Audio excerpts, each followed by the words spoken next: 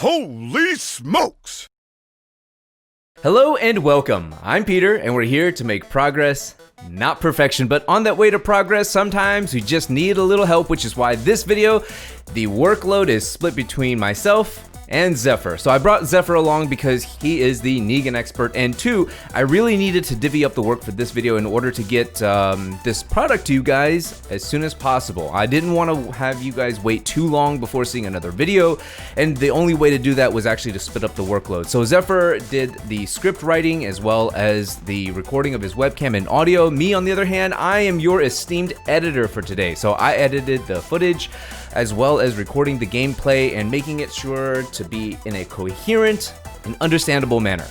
So without further ado, take it away, Zephyr. Oh, before we begin, you guys in the comments, please be nice to Zephyr. Be nice. Be nice. Hi there, I'm Zephyr. If you watch Peter's stream, you've probably heard of me, and if you've heard of me, you've probably also heard that one of my main characters is Negan. Today I'm here to go over Negan's changes in Season 4 to let you know how they'll affect him. Before we start, here's a quick reminder on the rating system that we'll be using. -5 indicates a character-defining nerf, something that will considerably reduce the power of the character. 0 indicates a neutral change, something that really won't affect the character in any significant way, and +5 indicates a character-defining buff, something that will considerably increase the power of the character. Okay, let's do it.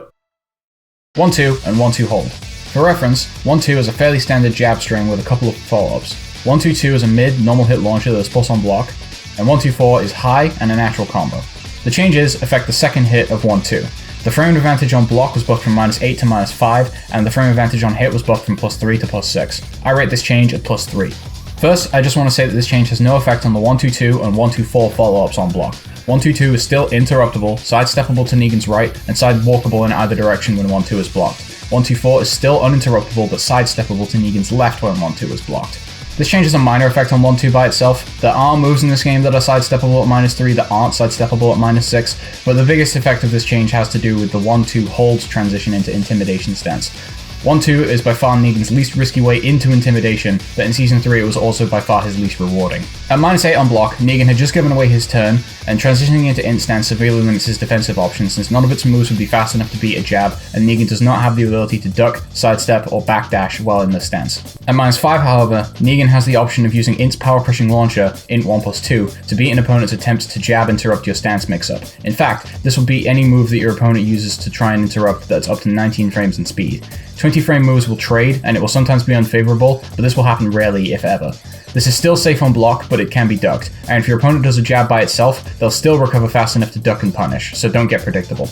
At +6 on hit, Negan now has enough advantage to check an opponent's jab with Int 1. When the opponent respects this option, Negan can now force a mid-low mix-up from Int when he hits with 1-2 hold. In summary, using 1-2 to enter Int stance is now far less limiting, making it less risky and more rewarding, which is important because, as mentioned before, 1-2 is Negan's least risky way into Intimidation. 1-4-2 and 4-2. For reference, 1-4-2 is a high mid string which is natural for the first 2 hits. The third hit forces crouch on hit and is guaranteed if the second lands as a counter hit.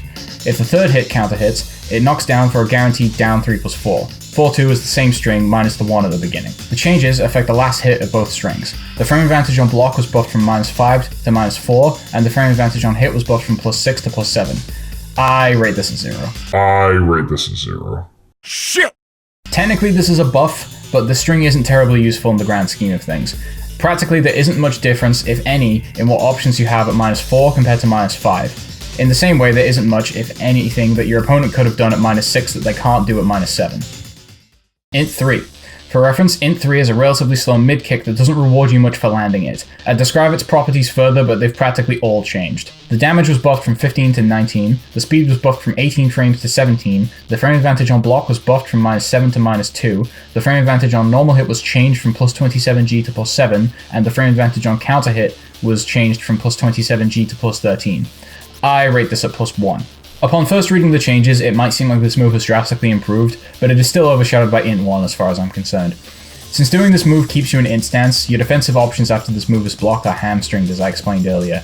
At -2, he now has the option of using int 1+2 to beat the opponent's attempts to claim their turn, something he couldn't have done at -7, but in order to get to this situation you have to have done int 3 in the first place, and to that end I must still ask, why might you do that? The change to +7 on normal hit compared to the old +27G bot flop stun makes functionally no difference. Nothing is guaranteed except another mid-low mix-up from int stance, which isn't a bad reward, except that you could have just done that mix-up instead of using int 3 in the first place. The change to +13 on counter hit looks juicy, until you consider that your fastest move in int stance comes out in 14 frames. Still nothing is guaranteed. Ultimately, the fact that int 1 is still faster, is also safe on block, and doesn't recover an int stance makes it the superior move. Even though I still won't be using int 3 in the neutral at all, I would have rated the changes to this move at 0 if I didn't find a use for it, which I did, but before I show you I have to talk about the next move on the change list.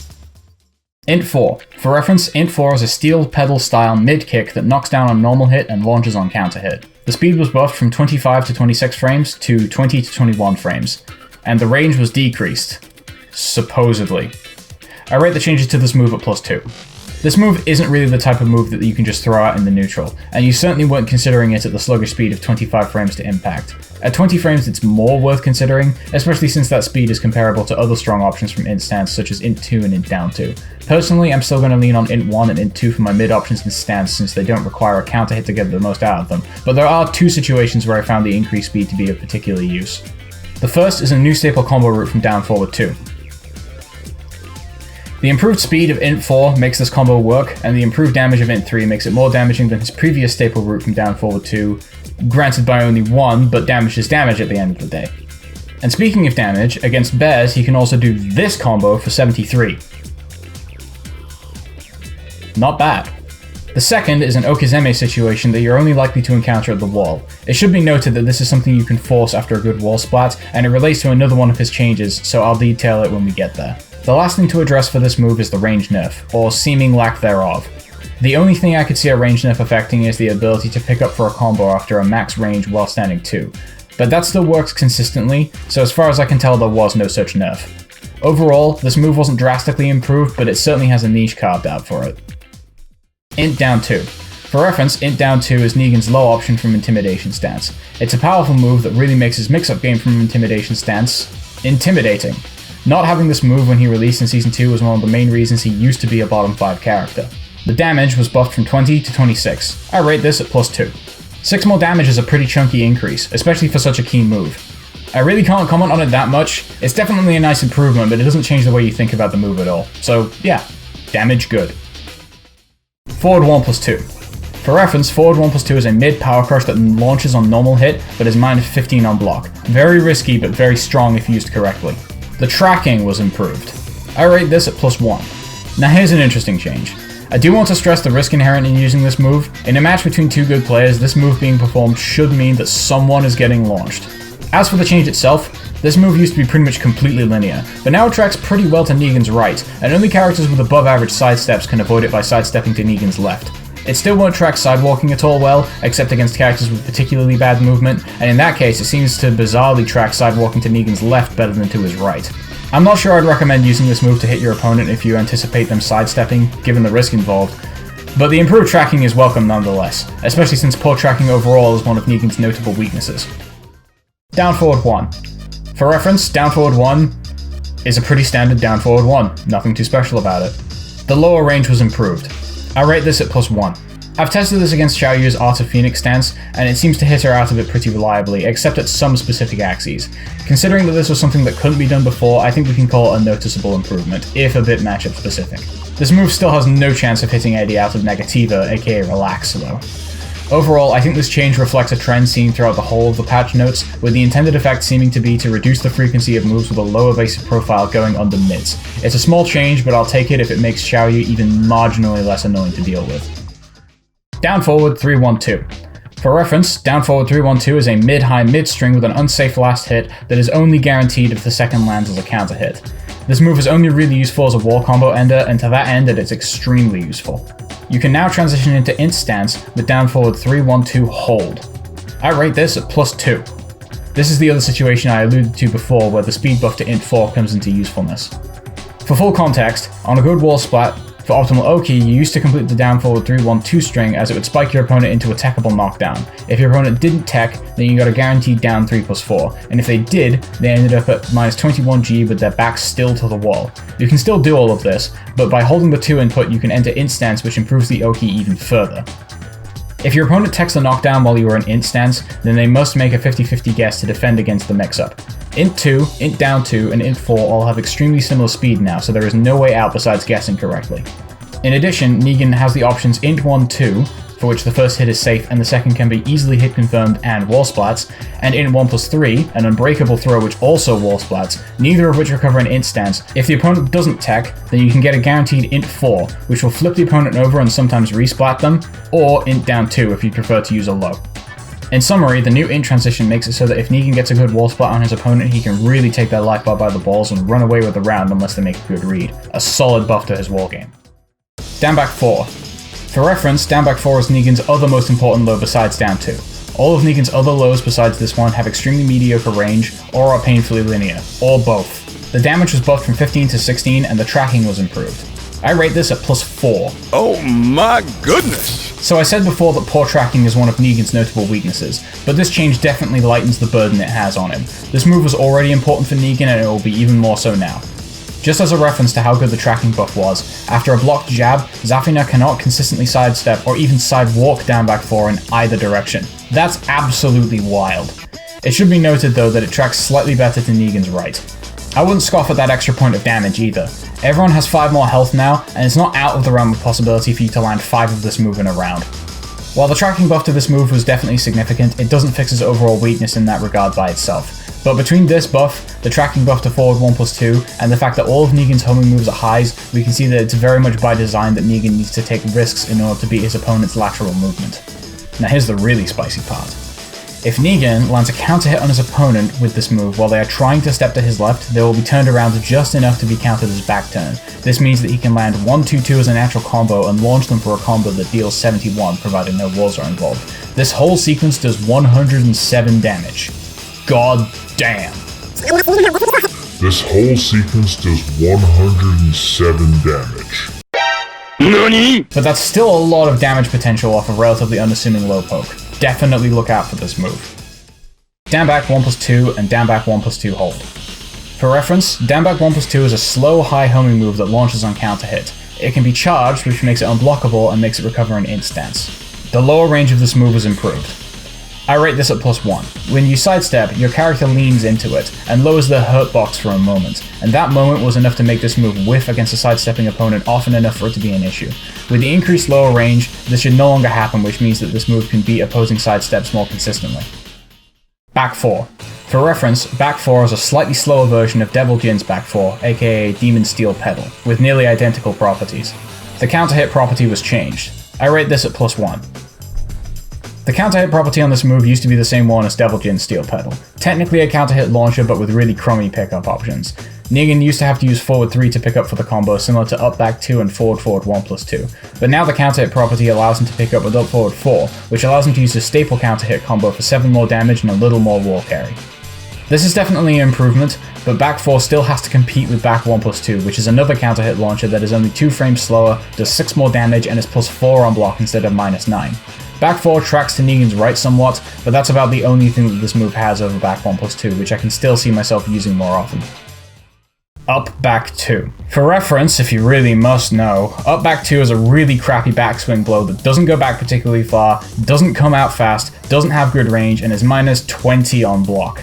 It does launch on hit, but it's the same as forward 1+2. Decrease the pushback on hit. I rate this at 0. I can't mince words. This move is total garbage. The change should make it so that the combo pickup is 100% consistent now, but you really should never be using this move. It doesn't matter how much you polish a turd, it's still a turd. Let's move on. New move, up forward 2. The frame data is as follows. 16 frames to impact with 2 active frames. It does 20 damage, +7 on hit, launches on counter hit, -11 on block, and you can hold 2 to go into Intimidation stance, but that doesn't affect the frame data at all. I rate this at 0. I'm gonna level with you. Negan's not exactly great at fishing for counter hits. Most of his tools for this purpose are unsafe and relatively slow. This new move is no exception. It uses the same animation as the second hit of his down forward 1-2, which is also the same as the second hit of his while standing 1-2, and in terms of damage and range, it really isn't that bad. The only real kicker is that it's minus 11 on block, which makes me wonder why I wouldn't just use up forward 4, which is just 1 frame slower and is safe on block, and I don't even use that terribly often. So yeah, this move exists, but as far as I can see, there really isn't a good use for it, so I'd say it's pretty safe to ignore. Up forward 4. For reference, up forward 4 is a mid kick with decent range that is safe on block and launches on counter hit. Despite what it may look like, it does not crush lows, and so it mostly gets used as a combo tool, a job it does very well. Quote, reduced the strength of the pushback and made the move easier to land. I rate this a +1. This text appears quite frequently across the whole of Season 4's patch notes, but I've tested this move in the one situation where I know it used to whiff consistently, which is after a tip range forward 1+2. And it works now, as long as you do a deep dash. This means that Negan no longer has to settle for really mediocre combo options against small characters. This also applies to up back too, but that still doesn't mean you should use it. And lastly, while standing 4. For reference, Negan's while standing 4 is a normal while standing 4. Really not much else to say about it. The frame advantage on block was buffed from -6 to -5, the frame advantage on hit was buffed from +5 to +6, the forward movement was increased, which effectively improves the range, and reduced the strength of the pushback and made the move easier to land. I rate this at +1. I can't tell how much the range has been improved by, but it's definitely got some good range now. As an example, it can now punish Brian's down 4 at anything less than absolute tip range. Brian has a setup for this now if he counter hits with the second hit of his while standing 3-4, and Brian himself can't punish that. Negan can, so it's definitely a functional improvement. The frame advantage buff is also not unnoteworthy. It's slightly better than an average while standing 4 now, about on par with Dragunov's. So Negan has received nothing but buffs, of somewhat varying significance. If I had to rate the changes to the character overall, I'd probably give him about a +2. So he's noticeably improved, but he's not exactly flying his way up the tier list. Hopefully this video will be helpful to you if you find yourself playing as or against Negan in the future. I want to thank Peter for the opportunity to collaborate, and if you have any questions, feel free to leave them in the comments below, or come find me on Peter's Discord. Until next time.